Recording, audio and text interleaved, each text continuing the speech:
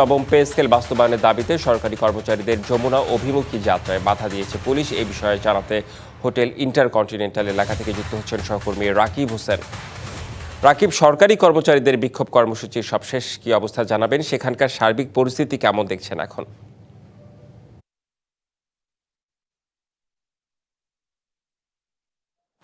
এখনকার অবস্থা যদি বলি তাহলে এখন কিন্তু পুলিশ এবং আন্দোলনকারী দুপক্ষ কিন্তু মুখোমুখি অবস্থানে রয়েছে। এর আগে ৩ দফায় পুলিশ টিয়ার সেল এবং সাউন্ড গ্রেনেড জলকামান থেকে তারা সরিয়ে দিয়েছে এবং সামনে তারা হোটেল ইন্টারকন্টিনেন্টালের সামনে তারা অবস্থান নেন এবং অবস্থান নেওয়ার পর কিন্তু পুলিশ তাদের সেখান থেকেও সরে যেতে বলে এবং তারা কিন্তু সেখানে সরেনি, স্লোগান দিতে থাকেন এবং এই স্লোগানের এক পর্যায়ে কিন্তু পুলিশ আবারও তাদের শক্তি প্রয়োগ করার পর কিন্তু তারা এখান থেকে সরে তারপর বাংলা মোটরের যে সড়কটি রয়েছে, অর্থাৎ এই বাংলা মোটরের সড়কটিতে এক পাশে পুলিশের অবস্থান রয়েছে, অন্য পাশে আন্দোলনকারীদের অবস্থান রয়েছে। আন্দোলনকারীরা সেখানে দাঁড়িয়ে তারা স্লোগান দিচ্ছেন, তারা বলছেন দাবি বাস্তবায়ন না হওয়া পর্যন্ত তাদের আন্দোলন চলমান থাকবে।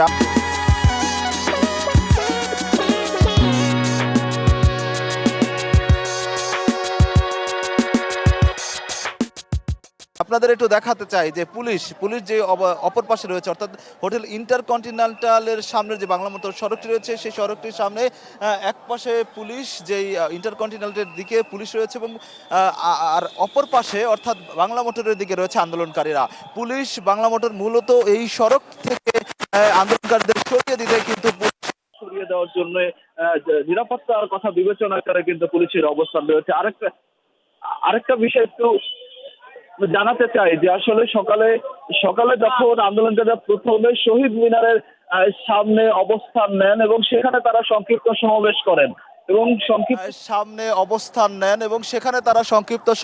করেন এবং সংক্ষিপ্ত সমাবেশ করার পর সেখান থেকে তারা প্রথমে শাহবাগে এসে অবস্থান নেন এবং শাহবাগ থেকে মিছিল নিয়ে যমুনার অভিমুখে তারা যাত্রা শুরু করেন এবং তাদের দাবি আদায়ে তারা নানা স্লোগান দিতে দিতে তারা যমুনার দিকে যেতে থাকেন এবং যমুনার দিকে যখন তারা যান তখন যমুনার সামনের সড়কটিতে তারা অবস্থান নেন এবং এই অবস্থান নেওয়ার পর কিন্তু পুলিশ তাদের সরে যেতে বলে এবং তারা তখন সরে যান না এবং তর্কাতর্কি হয়। অর্থাৎ এই যে সরকারি কর্মচারী, আধা সরকারি এবং স্বায়ত্তশাসিত বিভিন্ন প্রতিষ্ঠানের কর্মচারীরা কিন্তু মূলত এই আন্দোলনটি করছেন এবং তারা যখন সরেননি তখন আসলে তাদের সঙ্গে ধস্তাধস্তির এক পর্যায়ে কিন্তু আইন শৃঙ্খলা রক্ষাকারীর বিভিন্ন সদস্য আমরা দেখেছি তারা তাদেরকে সরিয়ে দেওয়ার জন্য প্রথমে জলকামান নিক্ষেপ করেন এবং জলকামান নিক্ষেপ করার পর কিন্তু তারা আসলে সরেননি, তারপর আসলে শক্তি প্রয়োগ করার চেষ্টা করেন এবং তাদেরকে কিন্তু সরিয়ে দেওয়ার চেষ্টা করা হচ্ছে। এখন পর্যন্ত আমরা আপনাদের যদি একটু দেখাই যে এখনো পুলিশ কিন্তু তাদের অবস্থানে রয়েছে এবং মুখোমুখি অবস্থান পুলিশ এবং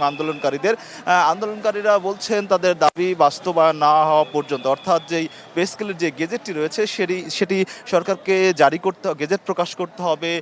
এবং দ্রুত বাস্তবায়ন করতে হবে। সব বিষয় তারা বলছেন যে আসলে বাস্তবায়ন না হওয়া পর্যন্ত আসলে আন্দোলন তাদের চলমান থাকবে। আপনাকে একটা বিষয় একটু যদি দেখাতে চাই যে বাংলা মোটর যে সড়কটি রয়েছে সেই সড়কটিতে কিন্তু দুপাশে আসলে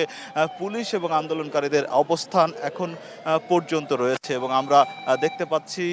পুলিশের তোপের মুখে কিন্তু আন্দোলনকারীরা আস্তে আস্তে আসলে ছত্রভঙ্গ হয়ে তারা বিভিন্ন অলিগলিতে আসলে অবস্থান নিয়েছেন, আমরা এমনটা কিন্তু দেখতে পেয়েছি এখন পর্যন্ত। এবং একই সঙ্গে আরেকটা বিষয় জানাতে চাই যে এই আন্দোলনটি কিন্তু দীর্ঘদিনের এবং সরকার তাদের আশ্বস্ত করেছিলেন সে অনুযায়ী কাজও কিন্তু চলমান রয়েছিল, কিন্তু আসলে তারা চান দ্রুত সময়ে পে স্কেলের যে গেজেট প্রকাশের বিষয়টি সেটি দ্রুত সময়ে করার জন্য তারা কিন্তু দাবি জানিয়ে আসছিলেন। সেই বিষয়টি আমরা আগেও আপনাদের জানিয়েছিলাম, তবে এখন থেকে গত প্রায় 3 ঘন্টার মতো সময় আমরা দেখতে পেয়েছি যেখানে আসলে দফায় দফায় সংঘর্ষের ঘটনা ঘটে এবং এই সংঘর্ষের ঘটনায় কিন্তু আসলে আমরা শুধু স্লোগান দিয়ে এবং তাদের অনড় অবস্থান আমরা দেখেছি এবং শিক্ষক যারা কর্মচারী রয়েছেন সরকারি আধা সরকারি সেসব কর্মচারীদের সঙ্গে আমরা কথা বলেছি, তারা আমাদের যেটা জানিয়েছেন যে আসলে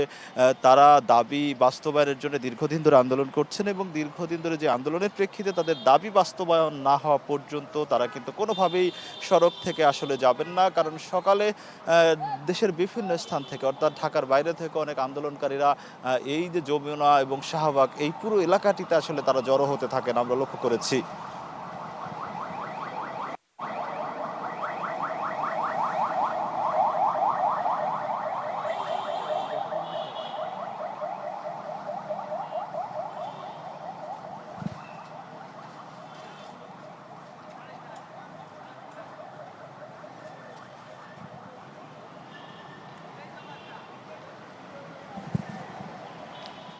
আপনাদের একটু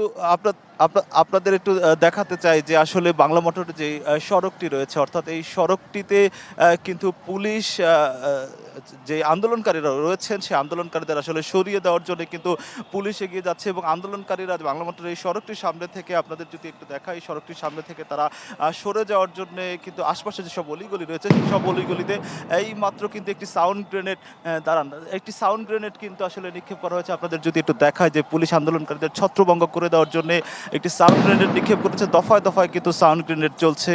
আমি একটু দেখানোর চেষ্টা করি যে পুলিশ আন্দোলনকারীদের সরিয়ে যাওয়ার জন্য বারবার অনুরোধ করার পরও তারা যখন সড়ক ছাড়েননি, বিশৃঙ্খল পরিবেশ তৈরি হওয়ার কারণে কিন্তু আসলে শক্তি প্রয়োগ করতে হচ্ছে আইন শৃঙ্খলা রক্ষাকারী বাহিনীকে, এমনটা কিন্তু আসলে আমরা জানতে পেরেছি। আপনাদের একটু সরাসরি দেখাচ্ছি যে আন্দোলনকারীরা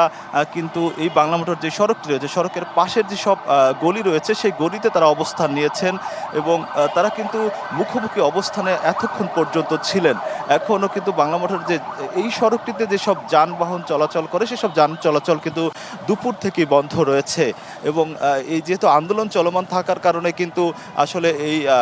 এই সড়কটি আসলে যান চলাচল করতে পারেনি। সবকিছু বিবেচনা করে আসলে পুলিশ তাদের অবস্থান অনুযায়ী তারা কাজ করছেন এবং নির্দেশ অনুযায়ী কাজ করছেন। আমরা দুপুরবেলা দেখেছিলাম যে ডিএমপি কমিশনারও কিন্তু আসলে এই ঘটনাস্থলে এসেছিলেন এবং ডিএমপি কমিশনার এসে আন্দোলনকারীদের বোঝানোর চেষ্টা করেছিলেন যে আসলে জনদুর্ভোগ সৃষ্টি না করে সরে যাওয়ার জন্য পরবর্তীটা বিষয়টা নিয়ে আসলে আলোচনার মাধ্যমে সমাধান করা যায়। কিন্তু সবকিছু মিলিয়ে আসলে যেহেতু তাদের অনর অবস্থান রয়েছে দাবি আদায়ের জন্য, সেক্ষেত্রে আসলে পুলিশ শক্তি প্রয়োগ করতে বাধ্য হচ্ছে। আমি যদি একটু এখন কিন্তু আমরা রয়েছি আসলে বাংলা মোটরের ঠিক মোড়ে, অর্থাৎ বাংলা মোটর যে চার রাস্তার মোড়ে সেই জায়গাটিতে আমরা রয়েছি। একটা বিষয় একটু জানাতে চাই যে আসলে পে স্কেল বাস্তবায়নের দাবিতে সরকারি আধা সরকারি স্বায়ত্তশাসিত বিভিন্ন প্রতিষ্ঠানের কর্মচারীরা কিন্তু এই আন্দোলনে সকালে অংশ নিয়েছিলেন। তাদের যমুনা অভিমুখে আসলে অবস্থান কর্মসূচির আন্দোলন ছিল এবং তাদের দাবি এবং আইন শৃঙ্খলা রক্ষাকারীর যে শক্ত অবস্থান সবকিছু মিলিয়ে তারা বলছেন যে আসলে তারা কখনোই দাবি বাস্তবায়ন না হওয়া পর্যন্ত সড়ক থেকে সরবেন না, তারা আবারও জড়ো হবেন, এমনটা হুঁশিয়ারি দিয়েছিলেন কিন্তু কিছুক্ষণ আগে আমাদের কাছে। এই ছিল বাংলা মোটর থেকে আমার কাছে সবশেষ। যে রাকিব, এ বিষয়ে পরবর্তীতে আরো তথ্য থাকলে নিশ্চয়ই আপনার কাছ থেকে আমরা জেনে নিতে চাই। ধন্যবাদ আপনাকে।